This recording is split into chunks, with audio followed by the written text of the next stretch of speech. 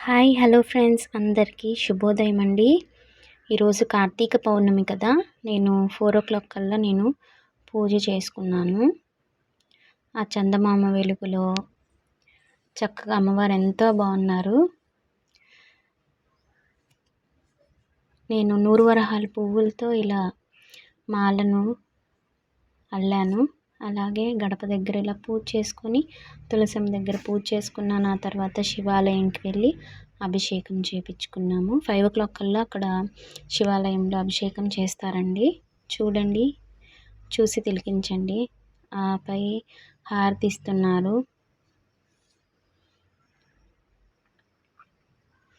ఓం నమ శివాయ, ఓం నమ శివాయ, శివాయ నమః నమ శివాయ.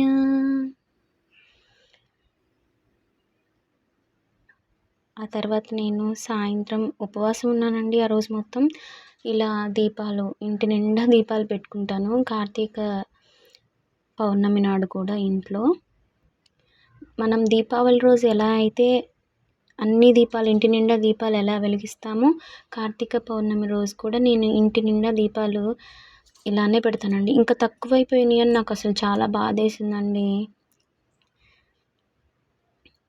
అమ్మవారిని చూస్తా చందమామలో నుంచి ఎంతో అమ్మని ఆర్తితో పిలిచానండి. ఎలా పిలిచానంటే, శ్రీ భగవతి రావా రావా, భగవాన్తోని దర్శనమియవా. శ్రీ భగవతి రావా రావా, భగవాన్తోని దర్శనమియవా. అమ్మా రావమ్మా, అమ్మ నీ కరుణను చూపవమ్మా. అమ్మా రావమ్మా, అమ్మ నీ కరుణను చూపవమ్మా. లాలన కానా తలనిమిరి అమ్మ, ప్రేమతో నన్ను మురిపించవా.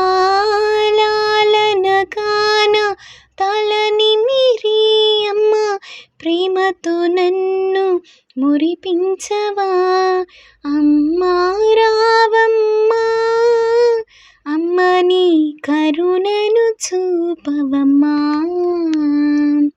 అమ్మా రావమ్మా, అమ్మ నీ కరుణను చూపవమ్మా.